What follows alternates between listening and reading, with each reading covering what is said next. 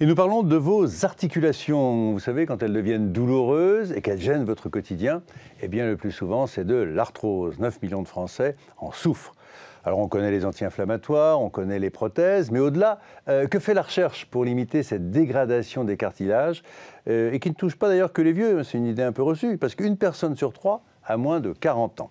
Les explications d'un spécialiste, le professeur Francis Berenbaum, vous dirigez le service de rhumatologie de l'hôpital Saint-Antoine à Paris, donc de la PHP, et vous dirigez une unité INSERM, donc de recherche, dans ce domaine de l'arthrose, puisque cette expertise est internationale. Vous venez d'ailleurs de recevoir un prix de la Société internationale de recherche sur l'arthrose. Donc nous avons vraiment le spécialiste. Alors, pourquoi est-ce qu'en fin de compte, on développe de l'arthrose ? C'est vrai que les mécanismes précis qui aboutissent à la destruction du cartilage, ce qui est très important de comprendre, c'est que ce n'est pas de l'usure. On croyait avant que l'arthrose c'était de l'usure, en fait pas du tout. C'est des mécanismes actifs au niveau du cartilage, un petit peu comme des enzymes gloutons, qui vont venir un peu grignoter ce cartilage et aboutir à ce problème d'arthrose. Tout ce qu'on recherche actuellement, c'est les raisons qui font qu'il y ait ces enzymes gloutons qui viennent manger ce cartilage. Parce qu'on disait en fin de compte c'est un peu l'âge, donc c'est la fatalité, voilà, ou alors c'est le poids. Voilà, ça c'est vraiment alors oui, l'âge et le surpoids sont deux facteurs de risque majeurs d'arthrose, ça c'est clair. Mais le fait que ce soit une maladie liée à l'âge ne veut pas dire que c'est une maladie des vieux. Et comme vous l'avez très bien dit, les jeunes également sont touchés. Les jeunes de moins de 40 ans peuvent être touchés par l'arthrose, en particulier du genou, et en particulier quand il y a eu un traumatisme, ou quand il y a eu une obésité chez une personne jeune. Il y a une notion de terrain familial ? Alors, il y a une notion de terrain familial, mais qui est variable en fonction des articulations. Par exemple, pour la hanche, oui, l'arthrose de hanche, il y a une composante familiale qui est importante. Pour le genou, sans doute moins, en tout cas directement moins. Alors c'est vrai que classiquement on parle toujours d'anti-inflammatoires, puis on se dit un jour il faudra passer à la prothèse. Or là aujourd'hui vous nous dites, à la lumière d'une étude toute récente, qu'il y a d'autres façons d'agir ou de prévenir, ce qui serait un mot nouveau. Absolument. C'est une étude absolument fabuleuse qui est sortie cet été et qui a regardé la fréquence de l'arthrose dans des squelettes depuis les temps préhistoriques jusqu'à l'époque actuelle. Ils ont regardé les hommes préhistoriques de plus de 50 ans pour l'arthrose du genou. Ils ont regardé les hommes et les femmes avant les années 1900-1950, dites l'ère pré-industrielle, et ils ont regardé le groupe des hommes et des femmes après 1900-1950. Qu'est-ce qu'ils ont vu ? Ils ont vu que la fréquence de l'arthrose était comparable depuis les temps préhistoriques jusqu'aux années 1950. Depuis les années 1950, doublement de la fréquence de l'arthrose. Vous allez me dire, c'est peut-être le poids. C'est vrai qu'il y a une prise de poids considérable depuis les années 1950, mais si on fait en sorte, d'un point de vue statistique, il y a des façons sophistiquées pour y arriver, pour faire en sorte qu'on ne voit plus l'effet du poids, le doublement persiste. 8% avant les années 1950, 16% depuis les années 1950. Alors qu'est-ce qui s'est passé ? C'est quand même interpellant. C'est tout à fait interpellant. Il y a des facteurs environnementaux. Déjà, ça veut dire qu'il ne faut pas être fataliste par rapport à l'arthrose. Il y a quelque chose dans l'environnement qui aboutit à pour expliquer ce doublement de la fréquence de l'arthrose. Les trois pistes qu'on a aujourd'hui.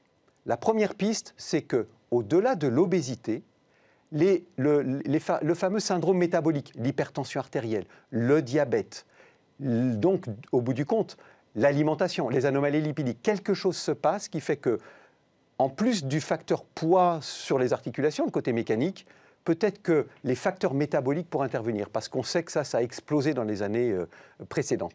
Le deuxième facteur fondamental, c'est la sédentarité. Les anglo-saxons, ils appellent ça la sitting disease, la maladie de rester assis. Inactif, c'est une chose, rester assis, c'est encore plus délétère, mauvais, nocif pour beaucoup d'organes. C'est pour ça qu'on présente debout, vous voyez, c'est pour ça qu'on applique les choses. Et en fait, il n'est pas impossible, et on a des données expérimentales qui montrent qu'une articulation qui ne bouge plus, le cartilage se fragilise.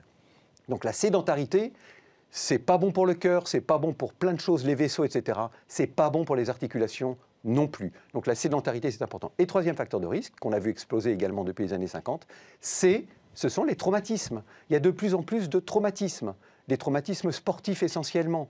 Et ça, c'est parce que aussi, je ne vais pas dire que c'est de notre faute parce que nous, médecins, mais on donne l'information comme quoi il est nécessaire de bouger, de faire du sport, mais il faut que ce soit encadré.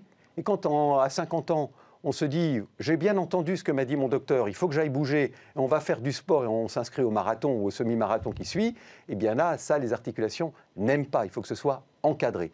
Donc ça ouvre des perspectives de prévention qui sont extraordinaires. Donc on essaye d'agir sur tous ces mécanismes, c'est ça l'idée. Mais ça commence tôt, non? Mais oui, ça commence dès l'école. Si vous prenez des manuels scolaires aujourd'hui, vous ne trouverez quasiment rien sur le fonctionnement d'une articulation. Il faut absolument que ça change. Il faut absolument qu'on arrive à mettre en place des programmes d'éducation pour comprendre dès l'enfance comment fonctionnent nos articulations, pour garder, préserver notre capital articulaire. On a un capital articulaire, il faut le préserver, il faut apprendre à le préserver. Voilà, ce qui vous permettra d'éviter tous ces traitements qu'on vous a listés, mais encore une fois aujourd'hui, je crois qu'on voulait vraiment insister sur la prévention. Alors un mot quand même d'une journée toute proche, puisque c'est le 12 octobre, une association s'appelle Ensemble contre les rhumatismes, va donner toutes les informations que l'on souhaite avoir. Voilà, le 12 octobre, c'est la journée mondiale des rhumatismes. Donc ça, c'est un événement mondial. Ce jour-là, Ensemble contre les rhumatismes, qui est une initiative de la Société française de rhumatologie, la Fondation Arthritis et l'INSERM, les trois, avec de nombreuses associations de malades, ont décidé de se mettre ensemble pour que ce jour-là, on parle du problème des rhumatismes et surtout des conséquences dans la vie quotidienne. C'est un dialogue entre les médecins et les patients. Et donc ceci est ouvert au public, est gratuit et vous trouverez toutes les informations sur le site ensemblecontreslesrhumatismes.org. Voilà, Francis Berenbaum, merci beaucoup. N'oubliez pas également ce fameux rendez-vous. Chaque week-end, on se retrouve dans la page santé du Parisien Magazine. Et puis, on se retrouve la semaine prochaine, puisque chaque semaine, vous aurez rendez-vous avec Votre Santé m'intéresse sur bfmtv.com. À la semaine prochaine. Retrouvez toute l'actualité de la santé sur le site bfmtv.com.